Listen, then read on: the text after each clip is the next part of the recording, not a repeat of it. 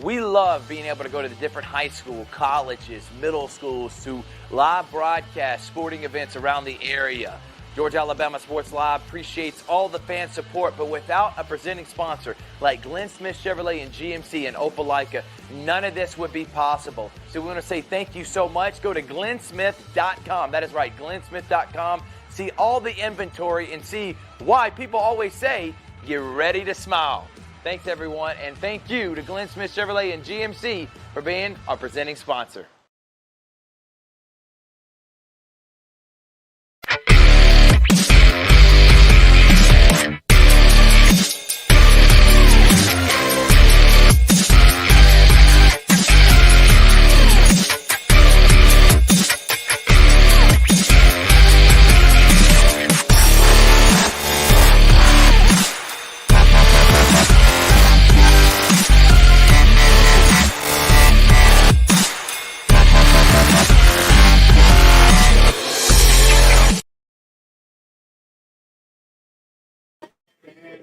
What's up, everyone? Thrift Barringer here with Richard Holdridge. We are live from Glynn Smith Chevrolet and GMC here in Opelika, our presenting sponsor, and we love doing these live shows in the showroom. It's Richard Holdridge. It's Thrift Barringer. We got some great guests that include Rex Castillo, who is WRBL's, I call him a news director, but he is a news anchor, sports director. But the guy is an extravagant person that I cannot wait to talk about his upcoming projects, as he still does a lot of sports stuff, talks some SEC, just a little bit of high school football, maybe NFL.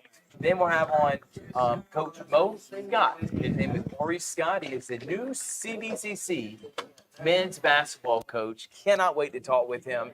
Incredible hire. From everybody that I've talked to, Richard, they say this hire is a home run, and he's going to take CVCC athletics and CVC basketball back to prominence where it should be.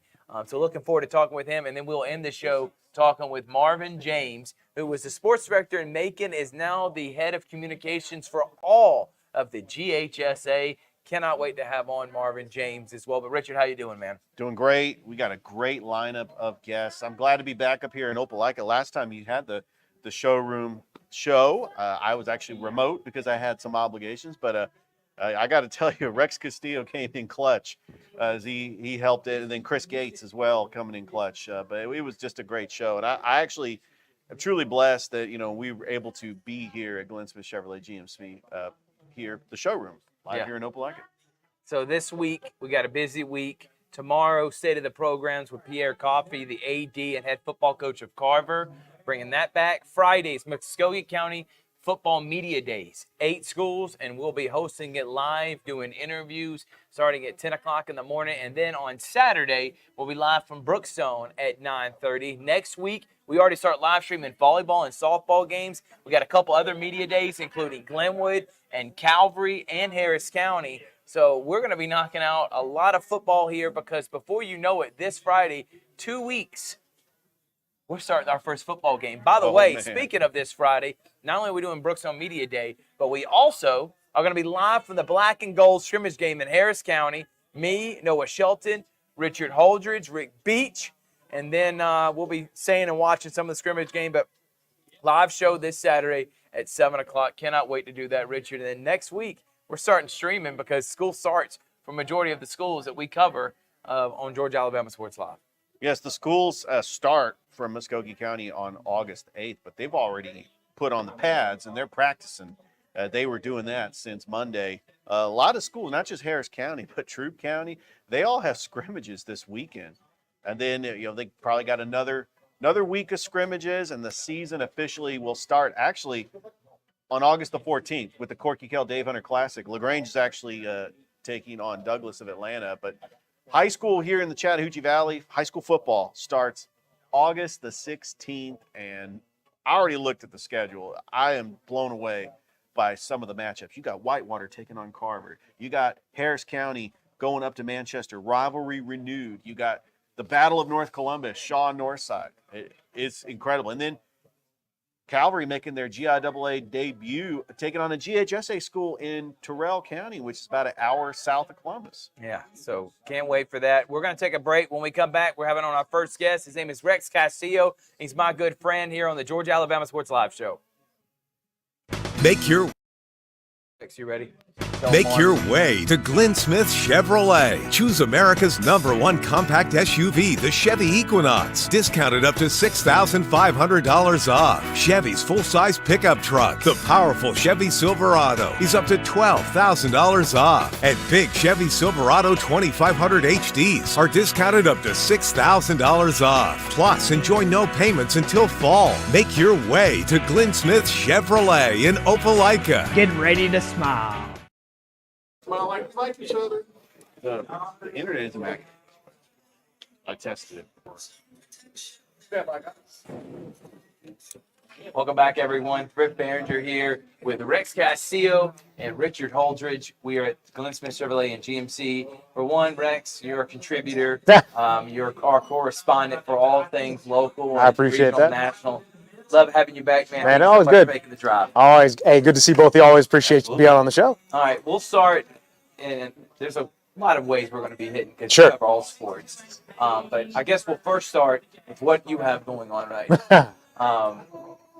Rex, you know, in the political climate that we live in, especially news, it can be brutal. It can. And I know waking up on a daily basis, knowing that it could be a national crisis, a local crisis, that's a lot on you. So you need avenues to still get that sports itch in, Sure. but to help you with the everyday grind that is news. Right. So talk about what you have been going on these last couple of weeks. It's already 2 in the trenches dropping, and what you got coming up. Well, I appreciate that. In the Trenches, our web series, it has been, it's its third season of it, and we were lucky enough to hang out with the defending HSAA Class 7H state champions with the Central Red Devils. Patrick Nix and the entire staff over there have been phenomenal. We've also been able to touch base with some former Red Devil players and coaches as well. So we've had 2 episodes in the can, as Thrift mentioned. It's first one was all about just the, being the responsibility of having the crown. Like, what does that mean to be a champion? And they understand that. Like, look, we have a target on the back, but we're Central. We're kind of used to that. And the other part, the second episode that we have come that's already out, that just dropped this week. Check it out at WRBL.com. We call it Red Devil Responsibility. That, it's one thing to say that you want to be Red Devil, but when you actually put the pads on and actually put that uniform on and actually put that helmet on, it takes it to another level. And there were all these kids right now who are in the program understand that this is a program where Justin Ross's and JD McKissick's, all these guys came from here. Right. And they understand that, like, look, Phoenix City will be behind you, but they also demand a really high level of excellence. But what's been really cool is that, sure, winning on Fridays is important, and we'll talk about this later on in the series, but at the same time, raising good men is what's more important. So a lot of these guys look out for each other. The coaches are so dedicated to raising good men. One of the really cool stories that we've been able to catch up with is Adrian Lyles. He's a defensive ends coach and a linebackers coach there, but he was also a member of the 1993 championship team. So he played for the Red Devils and was on the staff for the 2018 and the 2023 state championship team. So when you talk about an elite, a one-of-one kind of guy, Adrian Lyles is it. He's a guy who played it, has helped groom men in it, and now it's really amazing to see that. Again, we have a lot of guys playing at the Power 5 or Power 4 level in college football right now, even some of the new coast-to-coast Big Ten. Obviously, in the SEC, we have plenty of Central guys as well. And we are actually able to catch up with Charles Kelly, who's currently a defensive coach for the Auburn University Tigers. Yep. Had a tie-in with the 1993 team. He coached those 1993 guys when they were freshmen. And so he had made the joke, no matter where he was, either at Georgia Tech, at Auburn in his first stint, he's always had a guy from Central Phoenix City. So it was really cool to see that. Just seeing how wide-ranging the brand of Central football is. And it's not just about win at all costs. It's about raising good people. So, and then the other side of that, I think we've kind of had a full plate here. Along with the high school ranks, we're also doing a special on the 20-year anniversary of the 2004 Auburn Tigers, My favorite team. I was about to say, Thrift mentioned it a couple times, is that this was the team that got him into college football. For everybody at home, that was the team that went undefeated in the SEC, won the SEC championship, did not play for the national championship because the BCS was the BCS. And, that's obviously USC in Oklahoma. And we talked to a lot of former players. Advertised on that series, we spoke to great running back Ronnie Brown, Senator and former head coach Tommy Tuberville, talked to the voice of the Auburn Tigers, Andy Bertram, who is an even a great play-by-play guy, but even a better human being, Hall of Fame human being. A couple guys who are from the Columbus area, Antarius Williams-Neal, he was a great linebacker for that team, and Will Herring, a no-nonsense, hard-hitting safety for that team as well. There were, a lot of these guys were. We have a couple surprises for you. I don't want to reveal it all just yet. A lot of these guys remember that season so well. And for some of the players, and even Andy, he said it straight up. This is the team, is the reason why we have a college football playoff. And it took 10 years to finally get it passed because both of you, if I told you had an undefeated SEC champion in this SEC and they don't get to play for the national championship. It doesn't happen. No, it's make-believe. Right. It's not a national champion. Right. Exactly. And that team had, think of the backfield. It was Jason Campbell, Ronnie Brown, and along with that, Cadillac. Yep.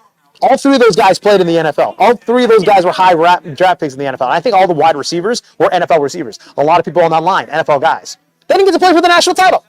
That's absolutely insane. So that has been my sports itch. I've kind of overloaded at times. I feel like I overloaded myself, but at the same time, it's also a labor of love. Yeah, and it's been really, really an honor to talk about these stories. And hopefully we present them in the way that you guys can enjoy at home. WRBL.com. You go to the sports tab and you'll see In the Trenches. Yep. If you click on that, you'll be able to see it. And obviously, I think there'll be a tab also. For Perfection on the Plains is the name of the special, because it was a perfect season from front to back. Incredible wins. I think they also, they took down several top 10 teams throughout that run as well. And Nick Saban, when he was the LSU head coach, lost to Auburn at Jordan-Hare. So a really, really remarkable season. I think it's a team, when you think about Auburn greats, it's easy to go to Cam Newton. Right. You can even go Bo Jackson if you want to. That team deserves its rightful place. And people who know, people like true Auburn fans know what that team means. I even have a couple co-workers at my station who are diehard Auburn fans. Like, so tell me about the 2014. Oh, you mean the national championship team? That's how they refer to it all the time. Yeah, exactly. I do the same thing. There you go. But you mentioned Central. We'll go there first, and then we'll move on. Sure. Transition to some SEC with Auburn too. That's high school and college. Right. Doing both. Both of them are both the Auburn Tigers too, which makes it very confusing. Exactly. Central though. Yeah. And just high school football in general in this area. But I think the lead at the train that has several carts on it. Sure. The lead is obviously Central. You put Carter right behind it because they've been in that state absolutely games. They're a favorite this year, just like Central. But Central with multiple state championship games, won multiple state championship game appearances. Yep. What does football mean in this area to you since you've been here, and how your eyes? You're from Texas. Yeah. I mean, high school football is just as big as college football. Sure is. I feel like in this area, it has grown the last 6-7 years. Sure. And Central being the catalyst for that, and how great of a program they've been. Because, year in, year out, they're going to be in the mix. Well, the cliche when it goes to Texas, and it's proven time and time again, they made movies about it, they made TV shows about it, that high school football is king out there. And those little communities, it is the lifeblood of that. Those little towns in Texas, or even the bigger towns like Houston and Dallas and all that. I will have to say, the environments, the passion, the dedication, it's right on par. I have been always so impressed when I came to this area, the Chattahoochee Valley in East Alabama, the Plains. I mean, you can't go anywhere on a Friday night because everyone's at the games. It's amazing. It's also incredible to see all the talent from there. There's so many Hall of Famers, tremendous pros who have direct ties to this place. So that's what really opened up my eyes to it. And then you're within shouting distance of like 3 programs who are going to be competing for SEC championships or bowl games or even national championships at that point. I've been so impressed. Central is one of those places. There was the joke when I took the job in as sports director my first time at News 3. It's not Central High School, it's Central University. And it's, Garrett Harrison Stadium is packed to the brim every Friday night. They love that team. They support that team. And you'll see people running around with, Central High School gear at the same time. You'll see them run around with Alabama and even Auburn gear. So it's really amazing to see the dedication that they have to that program. And the facilities are phenomenal. The people are great. And they make no doubts about it. Like, look, we love our football. We want to support it. We have high standards for us. But again, we want to create good people. And that's one thing I've learned about within the trenches, not only with Carver, Shaw, and now Central, is that winning is important. Making good men is more important. So that's been really amazing to see. And it's, real quickly before Richard, you asked a question. By the way, those are the 3 schools that have won the most recent state championships. Yeah. Central, Carver, and Shaw. 2000, Carver in 2007. Right. Central these last 2, 2018, and of course last year. And they're aiming for another one this year. So one of the favorites too. We'll see what happens, man. Well, Rex, you Yep. are a Texas Longhorns fan. Sure am. They are in the SEC along with Oklahoma. We Yeah, had it's- media days In last week. Dallas. Sure did. Sure Yeah. did. A lot of people, experts, Yeah. are predicting. My guy. Yeah, there you go, hook 'em horn. A lot of experts are picking Texas to be one of the top teams in the SEC. In fact, a lot of people think it's going to be Georgia and Texas. So you think that did they lose too much from, because you're losing A.D. Mitchell, you're losing Xavier Sure. Worthy to the NFL. Still got Quinn Ewers. Yep. They still got a very talented defense. I think what Sark is building is very special. How optimistic are you that Texas can make the college football playoff and try to get back to winning a national title like they did back in 2006? Cautiously optimistic, I'll say that. And straight up, we're not back. For you Longhorn fans out there, we are not back. We are not back until we win the Natty. Hold up. Calm down. You're calling Joe Tessitore insane. Look, I love You Tess. hate that phrase? Is it one of those phrases where now, because of what happened after that phrase, it is not a phrase that makes you think of Texas in a highlight? It's more of a low light. We can't say you're back until you have a Natty. Flat out. You just can't. Even if you make the playoffs. Look, well, And you're one of the favorites this to answer your question, Richard, I believe we can make the playoff. I think we have a really talented team. I do think with the people that he's brought in, and look, Sark had mentioned that he had enough people in his spring football to run 2-1s.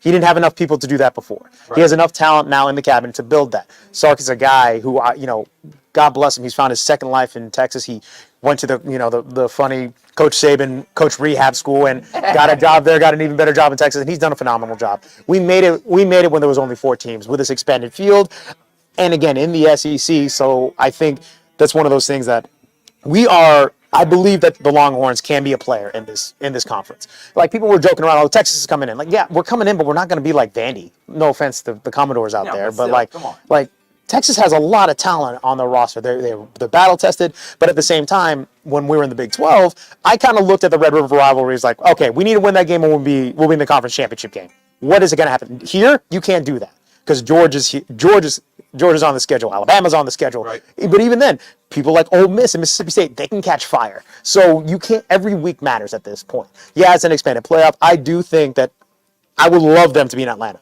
Don't get me wrong. I will be unsufferable to guys like Thrift and Richard if the Longhorns make it to Atlanta, and especially all my WRBL cohorts back there. But that doesn't mean if you don't make it to Atlanta, you're not going to make the playoffs. Right. And that's the unique thing about this season. But I do believe that Texas, in a situation, if they run the table, it's hard to keep them out of Atlanta, and it's hard to keep them out of the playoff at that point. Will we? I don't know. I think that game in Austin against Georgia is going to be the biggest test we have. I am so excited for that. I like to hang my hat on Sam Ehlinger beating Georgia in the Sugar Bowl, but again, like half of that defense was already ready for the NFL draft at that point. Right. So it's one of those unique things that I really am so excited to see what Texas can do in the SEC. I think we can be a major contender. We're not back. And also, I don't care about horns down. I really don't. I really did not appreciate the administration trying to go make it a letter of the law. You know what? If you don't like horns down, go put 50 points on the board, and you look who looks really stupid putting horns down when you're losing by 30 in the fourth quarter. Look, do it all you want, but if you accept the consequences of what may happen to you, that's on you. Yeah. I mean, You're trying to get Texas motivation. I'm just trying, like I know, and Jimmy Johnson said it perfectly in his 30 for 30. The U is one of my favorite 30 for 30s. It's like, if you don't like us scoring, then stop us. Right. That's on you. That is a you problem. So again, horns, look, it's an iconic symbol. I get it. The other way is a lot of fun for other people, especially with that school in Norman. But it's one of those things that I really am so excited to see what Texas can do. Competition is going to be better. And if your feelings are going to get hurt by a little hand symbol, go to LSU at night and see what happens. Go to any SEC school at night where everyone's tuned up. They're gonna eat you alive. Go ball, go score points, make stops, go win. That's how you get people to shut up. The best team that's making stops right now is the Georgia Bulldogs. Oh, they have man. the best defense. Oh, man. Led by Glynn Schumann. Carson Beck is back. And then you got Carson Beck back, but you got Glynn Schumann and Javaris Robinson, with the best defensive minds. With the best defensive mind, I think, in football, in Kirby Smart. Yes. Elite staff, elite players. But more so than just them being elite is the off-the-field issues. That's the problem. My question with you is this. Because in my mindset, eventually, stuff like this is going to become a distraction. Yeah. And where could it harm you? Maybe not in the short term, but the long term, where you deal with this for an entire season, a couple mishaps here and there, mislapses. leads you to losing to Alabama last year Yeah. when you were a heavy favorite. Sure. Do you feel like with the offseason that Georgia's had, are you worried about them, or you think the talent's too good, the staff's too good, they're going to kick butt no matter what? And then they got an incredibly tough schedule at Texas, at Ole Miss, and at Alabama. Right. And then they play Clemson in a neutral site, plus Florida. Neutral site, let's be Right. honest, in Atlanta. And I think when we go back to what we said about Central is that raising good men was more important than winning games, and I understand that both are important. At the same time, is it a distraction? And look, when you get those kind of headlines with legal trouble, we lost life with bad decision making on driving the other day, last year as well. It's tough for it not to be a distraction. I think Coach Smart is a guy who understands the consequences of his actions and understands the consequences of what players have to do, and just to be better. I think at this point, yes, there's undeniable talent. I think there's undeniable talent that they could win the SEC, and I think it's undeniable that they can't make a run at it. So I think you got to look at Georgia. Of course, they're a favorite, but the off the field stuff has to be corrected, and I think the staff is smart enough to handle that kind of stuff, that kind of situation where good men have to be able to be on the field on Saturday. It's that simple. yeah, and they didn't start suspending. He has kicked off people, and maybe he's saying the right things right now. Sure. But I'm excited to see. But what's more, it comes to a point of like, what's more important? And I think Kirby Smart is a guy who has made it clear that he has high standards. Elite is a word that you use with Georgia. Elite is a word that they like to throw around in Athens as well. So I think at this point, I do trust that while Georgia is under the fire for what's happening off the field, I do trust in the leadership that they can get it right. Last question in college football. Yeah. I'm not going to ask about Alabama. It's really don't. It's an unknown right now. Oh yeah, it's all unknown at this point. Everyone feels like there's a lot of optimism with the Alabama program, but being around the Auburn program. Yeah. Okay, and I know you've been talking about the 014, but you're Sure. still there and still having like Jason Campbell, like Andy Bertram. They're still invested In that program. and they're still part of the radio crew. So I know you probably had to slip a few questions Sure. here that won't be a part of the broadcast, but just catching up with him. Do you feel like Auburn, with Cam Coleman, all the elite talent coming in, and now transforming that roster into an SEC caliber contender, you think Hugh Freeze can pull off some upsets this year, or do you think Auburn's just trying to stay afloat, get 7-5, 8-4, and then look towards the future? I absolutely am so impressed with what Hugh Freeze and that coaching staff has done. If you look at the tea leaves of recruiting, you see 4 or 5 stars coming to the Plains almost every other week. It's pretty amazing. And he's flipped Alabama guys to go to Auburn. That tells you that a lot of people understand and see Hugh Freeze's vision. They understand what he's doing. They appreciate what he is bringing to the table. Look, Hugh Freeze is a guy, he understands that he's been under the microscope. But what he did last year in Auburn was completely unexpected. And now we have to give Hugh Freeze his turn, right? We have to give him the ability to recruit his people. And at the same time, you think about the third year. The second or third year is always a really good barometer for what college football coaches can do. This is the time where I firmly have I have more of my guys in here, and the guys who are coming back, they understand what I want from them. I think Hugh Freeze, I think you're in for a much improved season on the Plains, and I'm very excited to see what they can do. And look, we saw Cam Coleman every Friday night. The kid's legit. The kid is a monster. He's going to be a weapon. And at Auburn, I think he's going to get some good playing time. And I think he's worth the price of admission at this point. Peyton Thorne is your biggest question. Can he stay upright? Can he make the right decisions? Can the line be the right for him? I think the line was that big issue for them. Defensively, they have some questions as well. And look, you got to have a good defense in this league, or you're going to be in for some tough weeks if that's going to happen, if you don't have a good defense. So, Final thing on the NFL.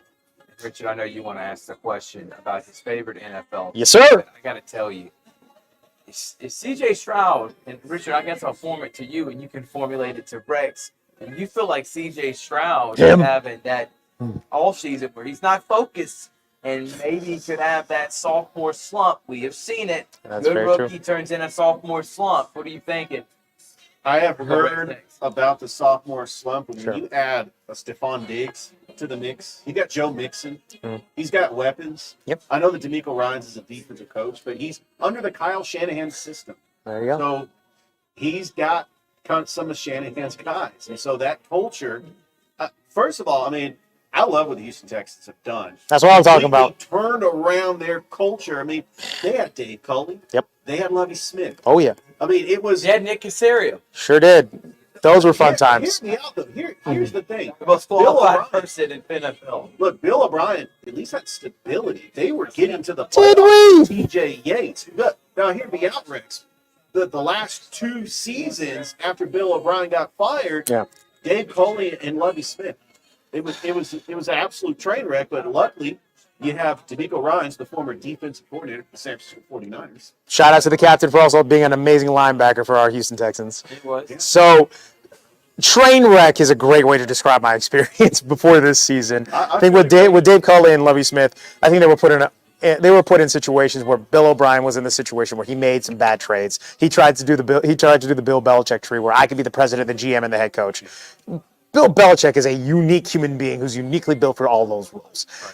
And there was a while where the Houston Texans just wanted to be the Patriots South. It's not working. Stop it. We had Ryan Mallett, and if you were a backup for Brady, you got a job for Houston. I don't know why that was the logic.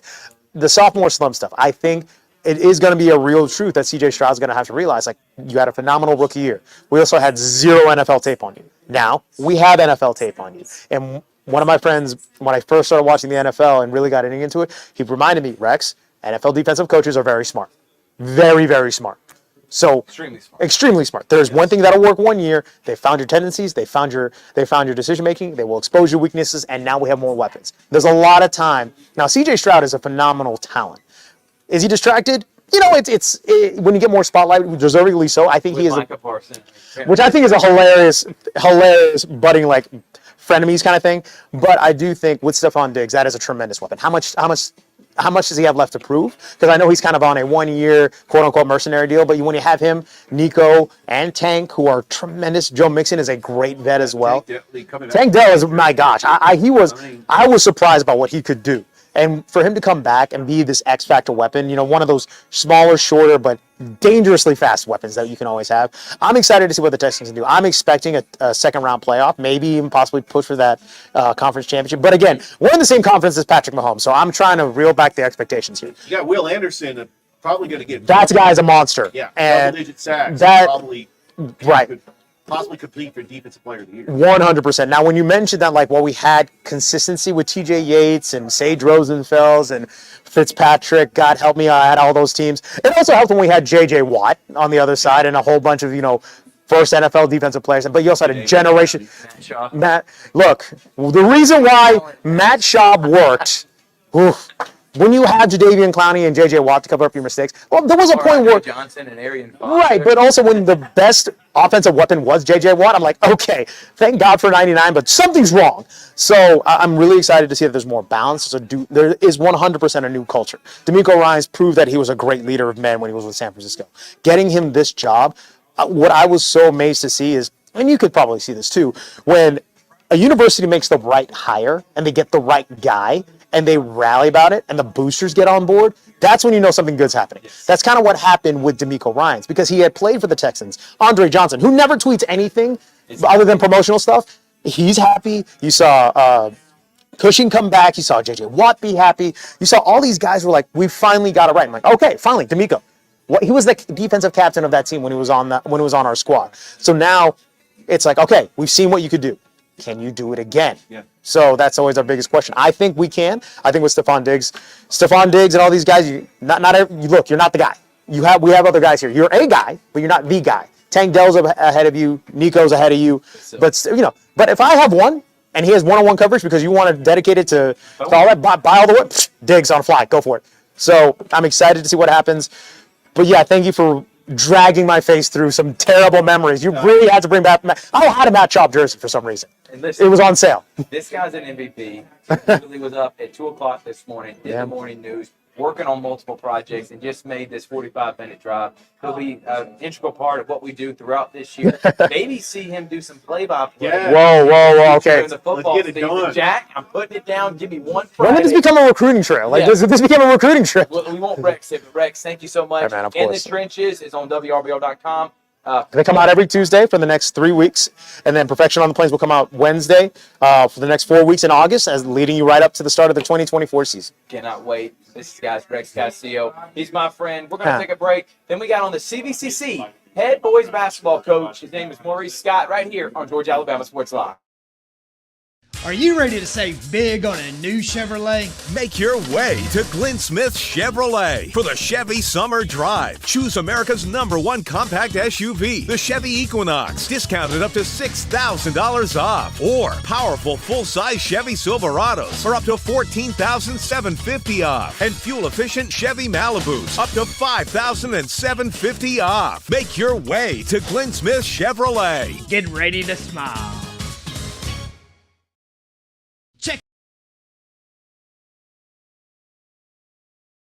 Check out these great offers at Glynn Smith and Opelika. At Glynn Smith GMC in Opelika, you can own one of the best-selling vehicles in the USA, the GMC Sierra pickup. Right now, discounted up to $15,500 off. The roomy and comfortable compact SUV, the GMC Terrain, is up to $7,750 off. Choose from over 400 new and used vehicles on the lot or on the way to Glynn Smith and Opelika. Get ready to smile. Are you ready to save big on a new Chevrolet? Make your way to Glynn Smith Chevrolet for the Chevy Summer Drive. Choose America's #1 compact SUV, the Chevy Equinox, discounted up to $6,000 off. Or powerful full-size Chevy Silverados for up to $14,750 off. And fuel-efficient Chevy Malibus up to $5,750 off. Make your way to Glynn Smith Chevrolet. Get ready to smile. Welcome to the Campus Academy Private School, where every student is celebrated for their individuality. With personalized curriculum, students unlock their potential, growing into confident learners. At the Campus Academy, we give teachers the freedom to create dynamic classrooms where every student's voice is heard. Discover the difference. Enroll your child today and watch them thrive. Are you ready to save big on a new Chevrolet? Make your way to Glynn Smith Chevrolet for the Chevy Summer Drive. Choose America's #1 compact SUV, the Chevy Equinox, discounted up to $6,000 off. Or powerful full-size Chevy Silverados for up to $14,750 off. And fuel-efficient Chevy Malibus up to $5,750 off. Make your way to Glynn Smith Chevrolet. Get ready to smile. Smiling, Richard smiling, and our next guest is smiling. His name is Morrice Scott, and he is the head men's basketball coach, new head men's basketball coach for the CVCC Pirates. Coach, thank you so much for joining us. Appreciate it. No doubt, Coach. I remember seeing the post. A mutual friend of ours, his name is Corey Black, who everybody gets tired of me talking about him because I literally talk about him all the time and what he means to me and Georgia Alabama Sports Live. But he made a post saying, just caught up with my guy, Coach Morrice Scott, and saw that you had just landed the job for CVCC Athletics.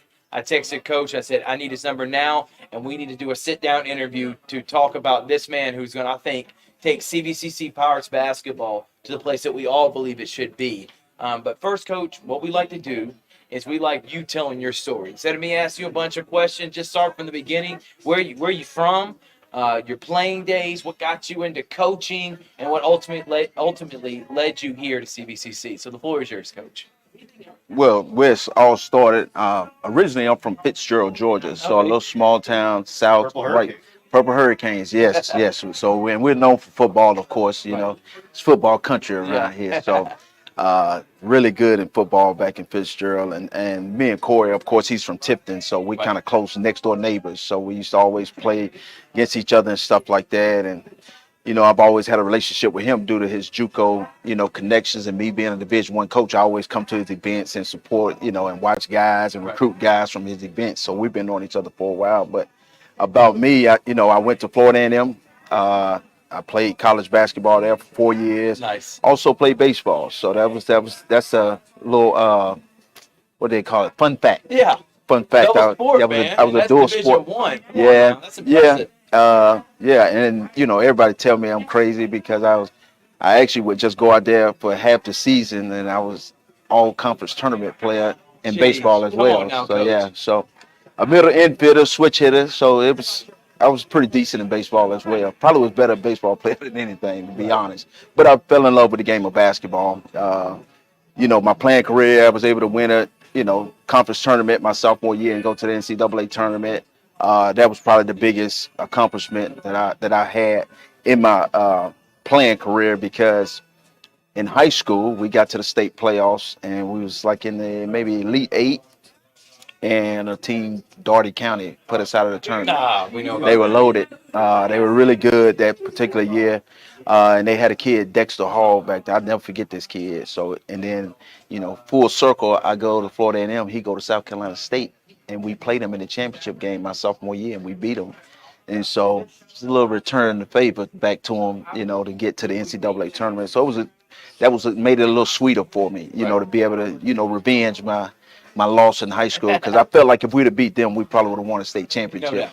So, and that kept me on the path of being, playing basketball, because I hadn't won a championship. Baseball, I won a lot of like little league championships and stuff like that. I hadn't won a state or, accomplished everything I wanted to accomplish in basketball as a kid. So, going to the NCAA tournament was huge for me as a player. And then, I got hurt my senior year, kind of blew out my hamstring and kind of was in and out. And so I started trying to figure out, what am I going to do next? I don't have a hamstring. I can't play basketball consistently every day. And I can't really play baseball because it's so like standing around and trying to explode. So I went to the next best thing, coaching. Yeah, of course. So Of course. got into coaching, and I coached high school. Actually, I coached middle school. And then I went back and got my master's degree at Florida A&M.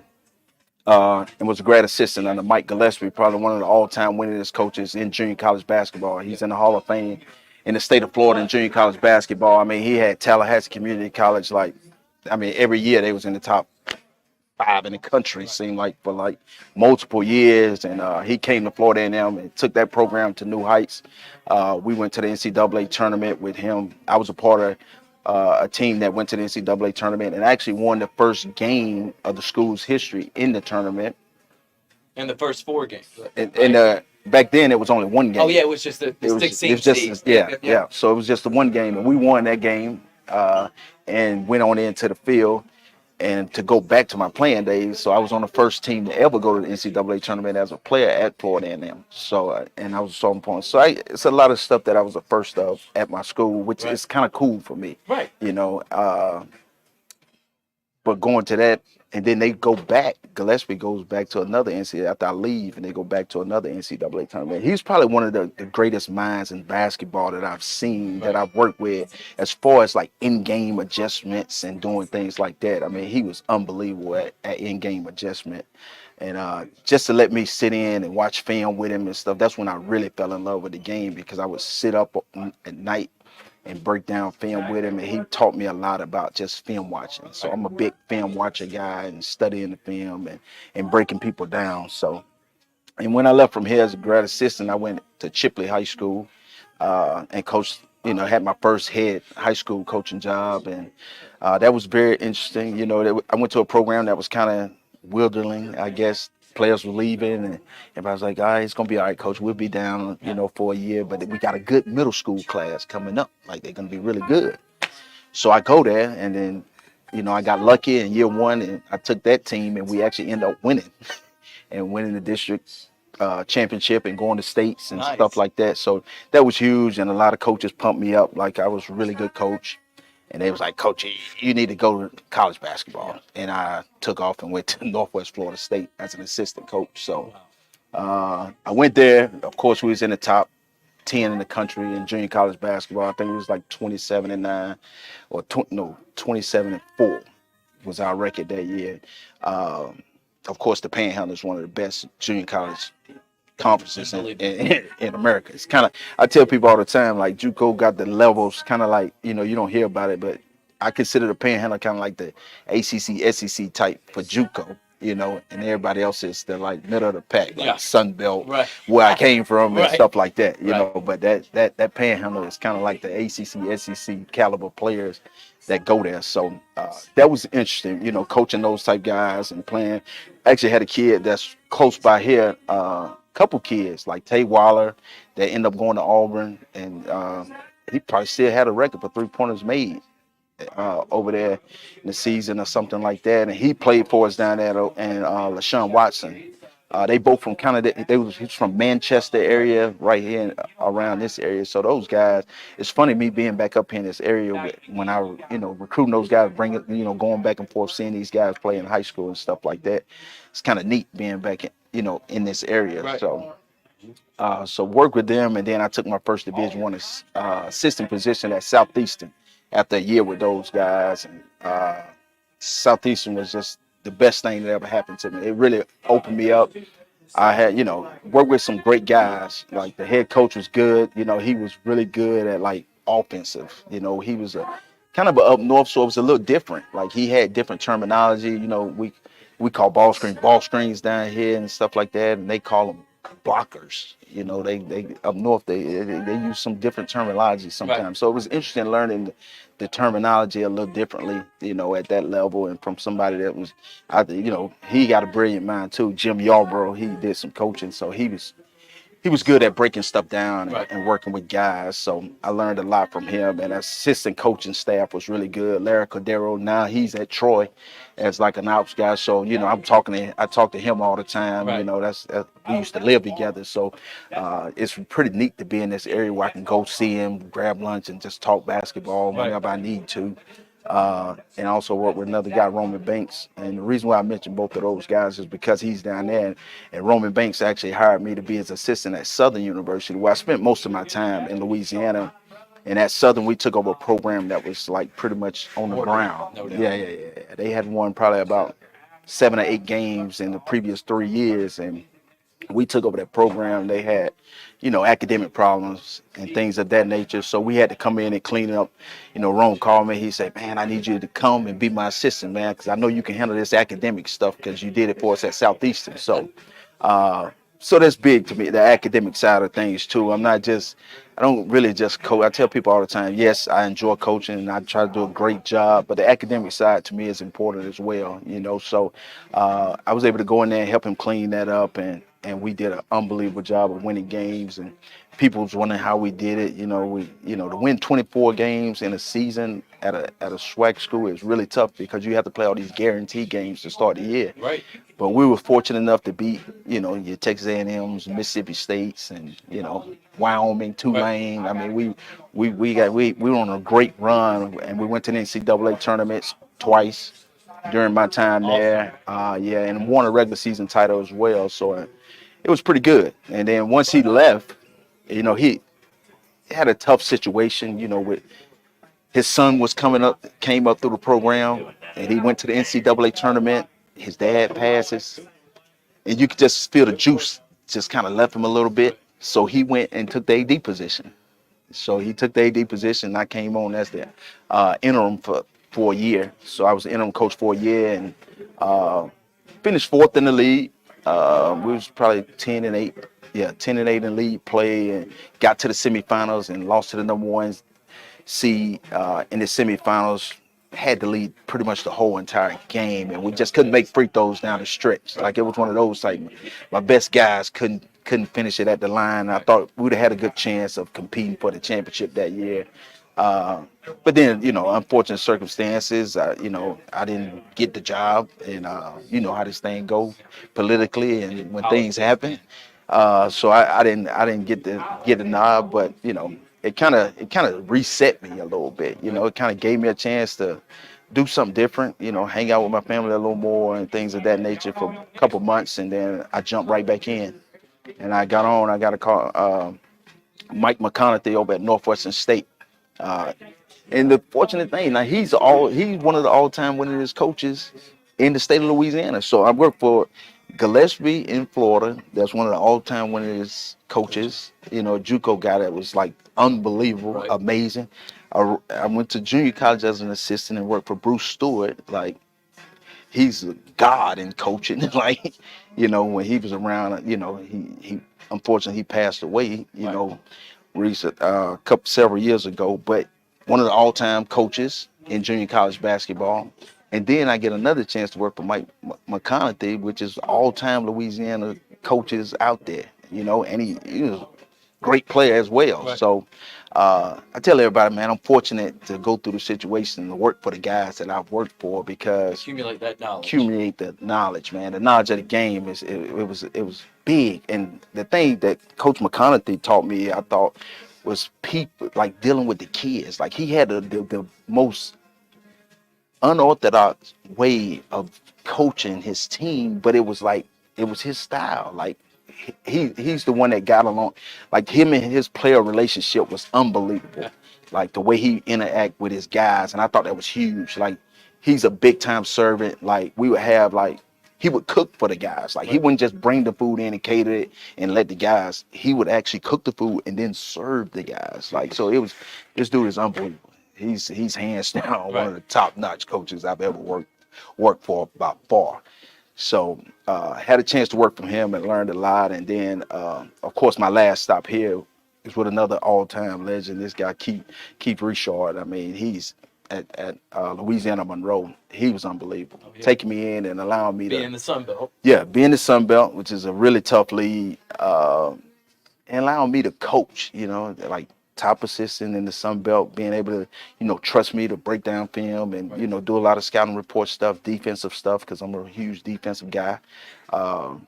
But he allowed me to do a lot of that stuff. And, you know, shoot, I'm grateful to be able to work for all these great minds. You know, he was a head coach for, shoot, this probably be year 25 for him as a head coach, maybe, or something like that. So this guy, I mean, it's a lot of knowledge right there. You know, he was at La Tech before he came, you know, he worked at LSU for 2 years. I mean, so he gained a lot of knowledge himself and won a lot of championships.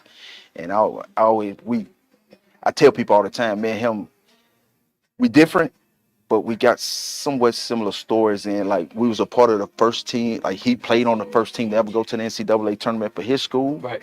And then he had a chance to coach. He was assistant coach for teams that went to the NCAA tournament for his school, kind of like me, you know. And then he was able to, at the end of his career, to come back full circle and coach at his alma mater. And you know, so I think that's a cool little deal. So that's kind of my run through my career. Coach, you go from ULM, you've been at Division I level.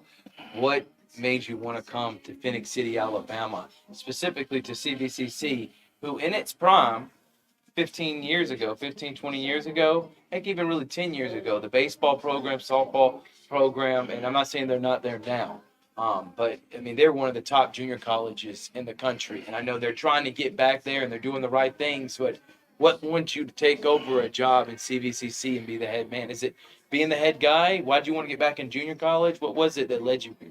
Well, I think it was a multitude of things. I think, you know, of course, I mean, you always kind of, once you get a taste of running your own program, especially like for me at the highest level, Division I level, I got a chance, you know, and guys always tell me, man, you, of course, you know what you're doing. And, you know, you played against Duke, you know, you had them, you know, we was battling, you know, and so to get to coach against Coach K and things like that, and be on the sideline with him and battle with him, you know, for a while until, you know, Marvin Bagley decided to wake up and play. Then it got a little scary. Yeah, it got a little hectic for me. But having an opportunity to become a head coach and get closer to home. So now I'm only 2.5 hours away from my hometown. So now, you know, my parents getting older and things like that as well. So if I need to go home, I can go home and come back in the morning and be at work before it started if I really wanted to. You know, so that had a lot to do with it as well. And then, you know, when I really came and looked at this place, it's like you say, it could be a hidden gem, man, because you know, it's not very many junior colleges that are in like real cities and real towns, you know, and most of them are in places where, you know, you gotta in the middle of nowhere. In the middle of nowhere, in the middle of nowhere. I don't want to talk about everywhere, but still, it's in the middle of nowhere. Right. But you know, you actually have multiple cities around, you know, Phoenix City, and Phoenix City is pretty nice size in itself. Yeah. And then you have the Columbus side, you have Opelika, you have, I mean, all the Auburn is right up the street. So you Harris County, all this stuff is like right here that you can get to. So, like you said, I think it's a hidden gem. I just think, you know, I think we got to get some energy back going at CVCC and the school, and I think we're doing a great job. I think the people that's in charge have done a great job. You know, President Scrooge is like unbelievable. She's phenomenal. Like we're trying to get stuff done up there and getting people back to campus and things like that. And of course, Dr. Taylor, you know, she's like the biggest fan of athletics as well. Right. So she does a great job. And I just think our department, I think we got a lot of juice and heading in the right direction. No doubt. Coach, what are some of the challenges playing in the Alabama Community College Conference? And you only have these players for 2 years. Playing at the JUCO level, what are some of the challenges that you're facing when you only have your players for 2 years?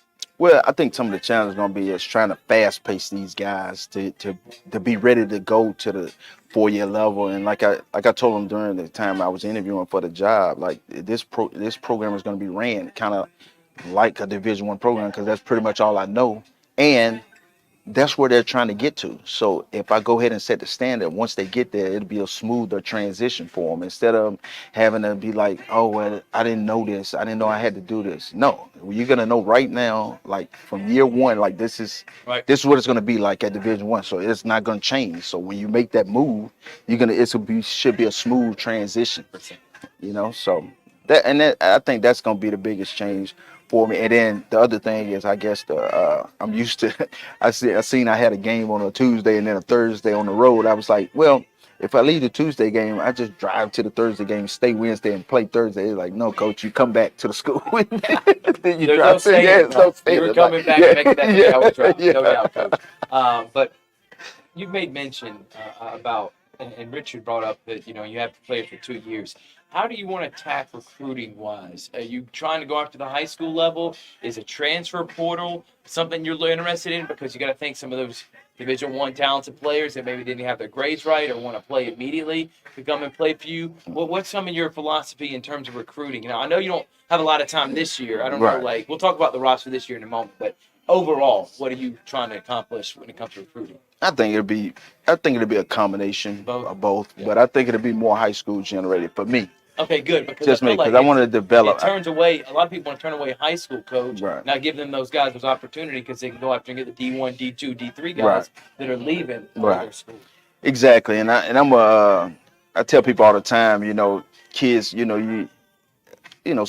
every coach got his own philosophy and how they want to approach and how they attack recruiting, how they attack coaching, and what type of kids they like in their program, and what type of kids they can deal with. And I'm one of the ones that's a firm believer of, good people and good kids can win games. So I feel like giving high school kids opportunity to come in and prove themselves because they are getting over recruited right now. So I feel like it's my job to bring them in, the ones that are able to come in and I think they can compete at a high level and give them the opportunity to showcase themselves and do it the right way and play at that high level. They come in with a little bit of an innocent mind too. They're more coachable than someone that came from the D1 level, knowing this is just a one-stop shop. They're coming in just appreciative for the opportunity. Right. Coach, talk about some of the returning players from last year's team. How's your roster shaping now? Well, you haven't been on there that long. Yeah, I've been there 2 weeks.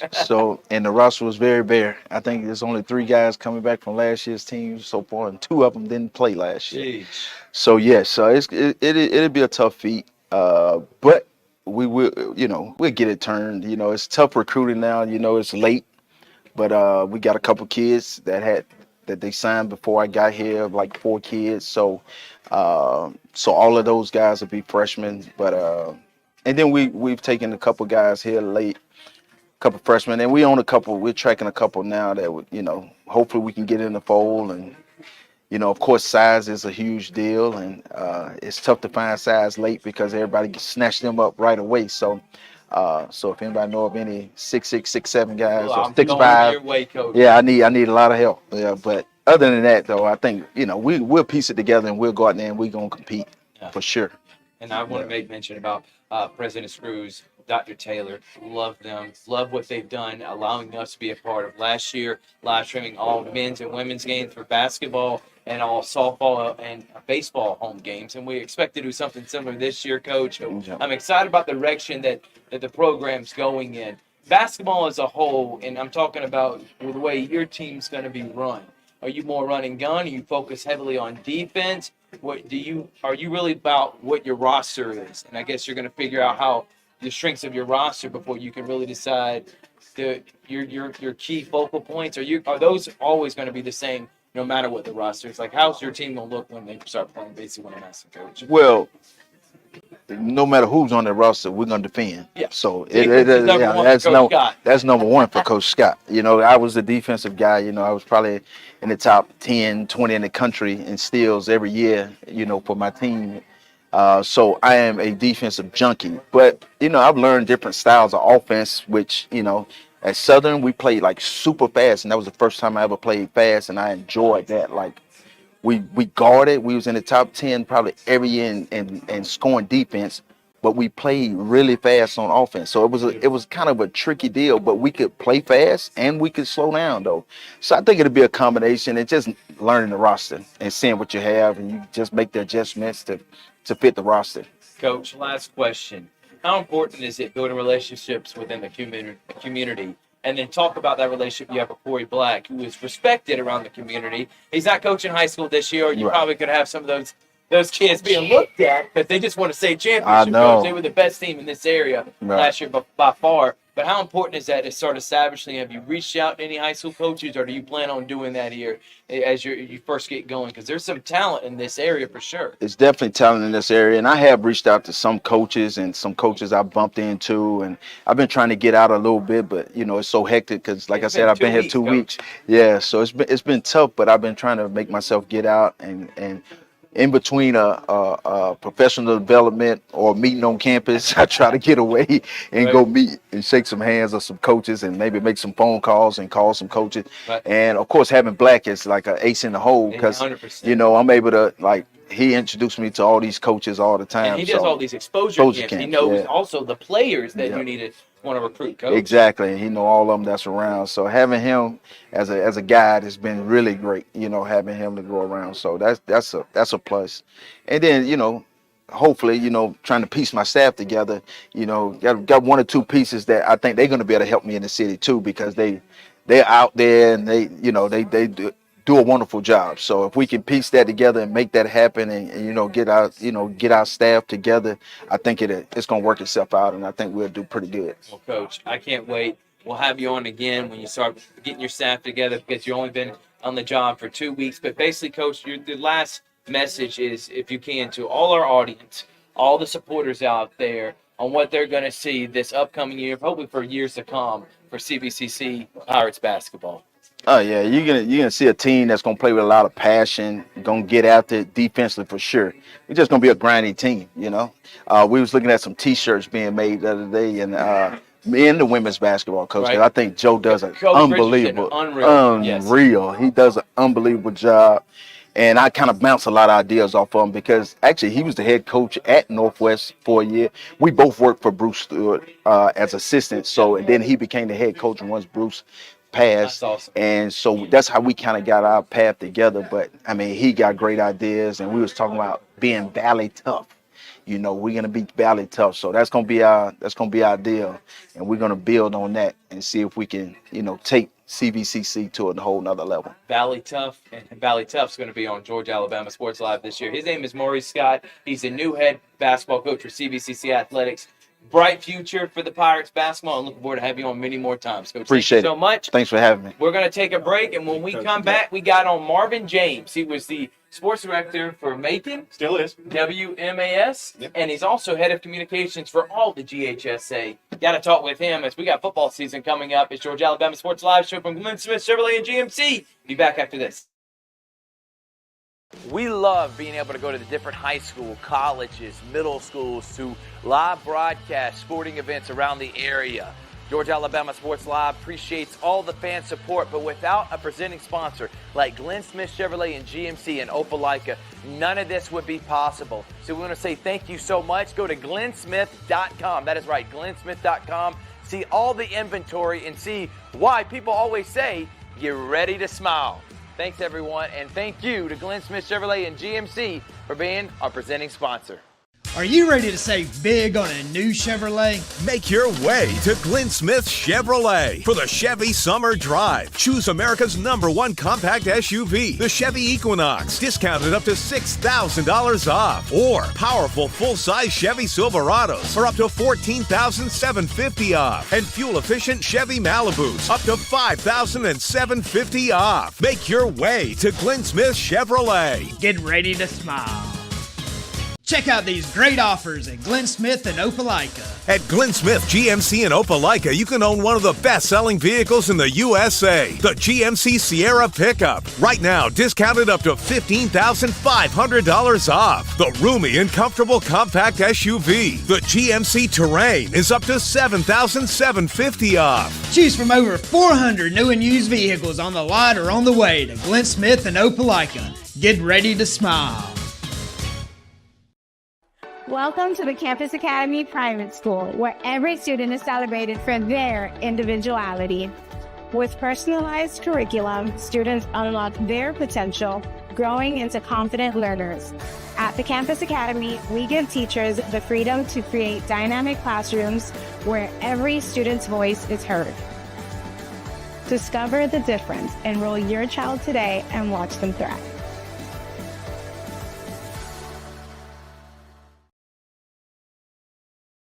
Are you ready to save big on a new Chevrolet? Make your way to Glynn Smith Chevrolet for the Chevy Summer Drive. Choose America's #1 compact SUV, the Chevy Equinox, discounted up to $6,000 off. Or powerful full-size Chevy Silverados for up to $14,750 off. And fuel-efficient Chevy Malibus up to $5,750 off. Make your way to Glynn Smith Chevrolet. Get ready to smile. Check out these great offers at Glynn Smith and Opelika. At Glynn Smith GMC in Opelika, you can own one of the best-selling vehicles in the USA, the GMC Sierra pickup. Right now, discounted up to $15,500 off. The roomy and comfortable compact SUV, the GMC Terrain, is up to $7,750 off. Choose from over 400 new and used vehicles on the lot or on the way to Glynn Smith and Opelika. Get ready to smile.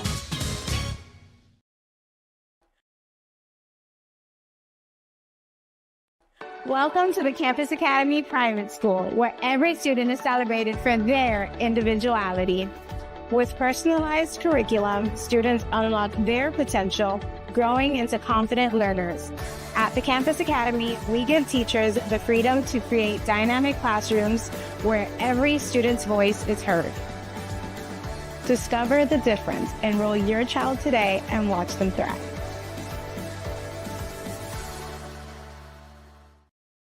Welcome back, everyone. Thrift Barringer here with Richard Holdridge, and we're going to go ahead and bring him on. We've made him wait long enough. He's big time. He is one of the brightest sports guys that we have in our state, and his name is Marvin James. Marvin, thank you so much for joining us, man. Yep, you got to unmute yourself right there, Marvin. You call me bright, and I can't even figure that out. What's up, Coach? How are you? Hey, man, I'm doing well. How Marvin? about yourself? How's everything with you? I guess we'll start here. Couple things. Let's get into your background. You seem like you've been covering sports for a long time. So talk about what you do, what's your day job, and then we'll talk about this new opportunity you got coming up, which I think is incredible. I thought it was a home run hire and cannot wait for this upcoming season. But let's talk about what you do during the day, Marvin. All right. Well, for 25 years, past 25 years, I've been here at 13 WMAZ in Macon, Georgia. It's a CBS affiliate. I started off in the business as a photographer, kind of, hanging out with reporters, and we kind of tag team in doing stories. I do breaking news, breaking weather, all that good stuff. And then eventually over time, we had a football Friday night show that we do here, and I was a part of that. I used to come in and shoot the games and write the games and edit the games for the anchors that were presenting the games on Friday nights. And then all of a sudden, my mentor, Frank Malloy, who was running the show here, he was like, "You're doing everything. Why don't you just start reading it?" And I was like, "Well, I never thought about that." So it was just something that I got into. I've always been a sports fan all my life. Played football in high school, and then went to Georgia Southern and played. So it was just something that was kind of a natural progression, I think, to wind up in sports here at in my job in journalism.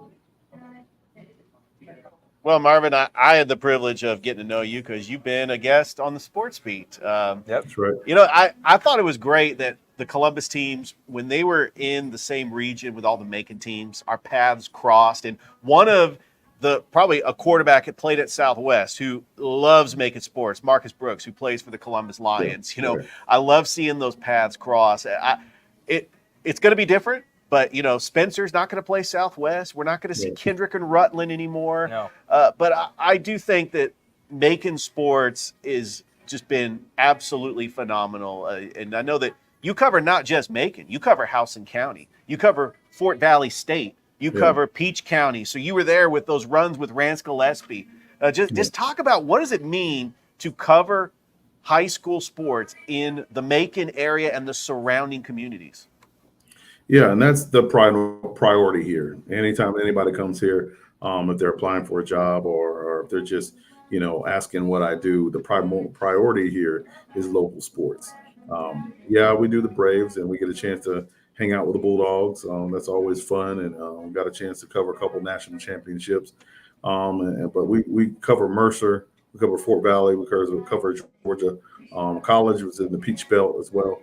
So yeah, but it's all about local sports, and definitely the high school sports are just something that I can't get enough of. I'm just so excited to be able to cover the high school programs in Macon, not only just football, but softball and basketball as well. Some of their spring sports, they're still really kind of weak at a little bit, but they still go out there with an intense effort. But that's just in Bibb County, but all across, I mean, like Houston County has some of the best football you'd ever want to see in the state, as well as Peach County, which is right there, Dublin, Baldwin. So it's just always fun to be able to be in this area. Central Georgia, in my opinion, gets a bad rap when it comes to high school football. Everybody talks about South Georgia, or they talk about North Georgia and Metro Atlanta, but Central Georgia has put out some high quality players. And it's just some great football. So I'm just excited to be able to get that opportunity to cover football every day of the week, and especially on Friday nights. I can't lie, that's my favorite. No, it is ours too, Marvin. But let's talk about this new opportunity. You're taking on a big time role, which is basically, I'll let you explain it, but you'll be interacting with a lot of media members, as you already have in the past, but in more of a formal role. So what is it you're taking on this year, and how much are you looking forward to it? Well, I'll be the director of media relations with the GHSA. They're based out of Thomaston. A lot of people tend to think that it's in Atlanta, but it's in Thomaston. It's about 15, 20 miles outside of Forsyth, kind of still in the middle of the state. As the director of media relations, I'll be able to be the liaison for the association, along with the coaches, along with parents, fans, students, and also the athletic directors. So we'll also be doing some marketing, some big marketing and promotion things that will probably be a lot more than that we've seen in the past. Just with my history with television journalism, we're hoping to expand that a whole lot more on the social media front. And just being able to tell the stories of our great student athletes all across the state. There's so many that are worthy. Not all the ones that you'll hear on Friday nights, but not all also the ones that may be signing scholarships and going to the next level and playing on the pro level. But just the great kids that come out here and can compete every day and work hard, get the grades, and just continue to be the best on their level at their school and their franchises and their programs rather. So I'm excited because what I'm doing now is kind of still in the same realm of what I'll be doing, and that's working with high school student athletes and just great high school sports. Yeah, no doubt, Marvin. And, something that we do around here, Georgia Alabama Sports Live, I don't know if you're kind of familiar with what we do, but we live stream local sports around our area. And, obviously you get the big sports. You got the basketball, the baseball, and then you got the football. But then I realized last year, I was like, man, the volleyball needs love. Those are incredible athletes. Flag football, softball, wrestling, swimming. So we decided to expand. So now we're doing Muscogee County, Harris County, obviously the private schools we have in our area, and then some of the Alabama side in Glenwood and Central and Smith Station. Because you made mention, everyone wants to go and be on the sidelines on a Friday night. Okay, everybody wants to stream those games. Everybody wants to, because football reigns supreme around here, and basketball does to a certain extent too, and baseball, but it's the other sports that need the love. How important is that for people like us and other like Jack Patterson, RBL? How important are we to getting exposure out there? Because I think some people don't understand why we do what we do, but we do it for the student athletes because we were once them, and we would love the exposure that we're giving now, because back then it was a little bit different media. Now you got social media, you got YouTube, you got so many different platforms to be able to promote these athletes and these programs. Yeah, I mean, it's extremely important, and what some of these areas like the Columbuses, the Augustas, Savannahs, and Houston County, Macon and Bibb, they're lucky, because when you go to the Metro Atlanta, they don't get that. And some of these larger larger areas, they don't have a lot of that. So the one thing that I take pride in is that, we go out there and we cover all the sports, whether it be lacrosse, whether it be esports, bass fishing. There's so many more other sports that, are coming within the GHSA and the GIAA that, we want to go out there and highlight these kids because they're doing something positive and they're competing. And it's one of those things that just so great about sports growing up. There's so many tennis clubs that are doing well. There's so many soccer programs that are doing well, and cross country and the track and field. It is one of those things that I think the biggest badge of honor, or the biggest thing that I can get, is when I'm out and about and I'm with my family and somebody comes up to me and says, "Hey, you called my game when I was in high school." And I always remember that. You said my name. You said I scored a touchdown, or you said that I scored a goal or something like that. And it's always cool because they'll never forget that. It's an opportunity to be on TV in a positive way and be on TV to be able to share their talents. And, and some of the ones I remember, even with Macon Bacon and Savannah Bananas, when they were playing, local kids around here that played on those teams. And I remember one that Bruce Leroy played for, not Bruce, but Leroy, he played for the Savannah Bananas. And I was like, man, this guy was a place kicker. And his teammates had no idea. And I was like, yeah, man, this dude can kick, Bill Leroy. And they were like, wow. So it was that smile on his face, because he would never brag on himself about that, right? But I knew that. And so it's just, I think that's the relationships you have with these guys. I mean, I know guys who are people who are Olympians, guys who are, first round draft picks, and they're still the same, because when they see me and they see that Mike flag and they know, like, hey man, this guy covered me in high school. So it's always good to be a part of that. And I'm glad that that's never going to end. I'm still going to be able to be a part of the high school atmosphere. Marvin, one of the unique things about the GHSA is that softball is in the fall, and we in the Fountain City have the privilege of hosting all classifications of the GHSA softball championships at the South Common Softball Complex, which I think that's a venue that I think it needs to stay in Columbus, because it's a home of USA softball. I mean, that's pretty much our claim to fame, the United States winning the gold medal at Golden Park in 1996.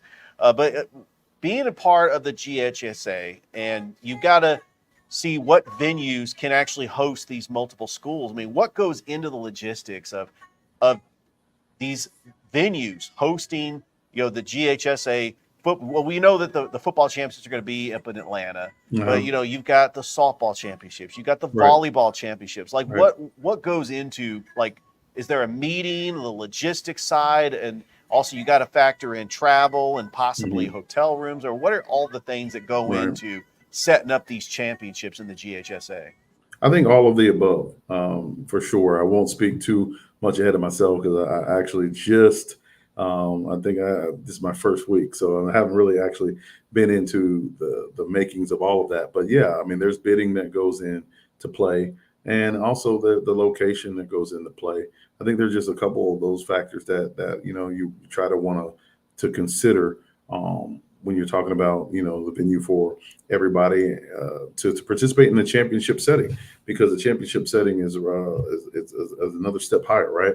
So it's one of those things where I know a lot of fans were complaining about taking the high school football championships back to Mercedes-Benz after being outside at Center Park, where Georgia State is located, And it was one of those things that I know that they work hard to provide because they want to have a solid location for those events. But yeah, I agree with you wholeheartedly that I believe that the softball facilities in Columbus are, second to none. I've been there. I can't countless years that I've been there, just covering not only GHSA but GIAA as well. So yeah, I'm not really sure exactly what all goes into it, but I know that they take a very prideful approach in knowing where history lies in it as well, and just something that's going to be something conducive for all athletes and not just for one section. I remember seeing you when I was calling state championship games for GIAA this past year at Mercer. And Marvin, you're all over the place. You cover all things, obviously, in Macon. But we got to talk. I guess the final question and talking point will be about high school football. Obviously, it's huge in this state, and you've been covering for a long time. I honestly think Georgia can now start being in that competitive talk with the Hmm. Texas, with the Californias, Oh yeah, with the Floridas, in terms of how Friday night vibes are. I know the stadiums are probably a little bit bigger in Texas, but I'm talking oh about yeah. the talent, the vibes, and what it means to these counties and cities. It's a big deal around here. Why do you love football, and why do you think it is such a big sport in Georgia? Not just on the winning side, but in recruiting, you see how many 5 stars that come from this state, which is hence why Georgia Yeah. is usually always #1 in recruiting rankings. It's so hard to say because I mean it's just like Javon Bullard, for example, 3-star kid from Milledgeville, played at Baldwin, was going to Georgia. And there were a lot of talk about why is Georgia recruiting 3 stars. We get the opportunity to have 5 at our beck and call, and look what he was able to do.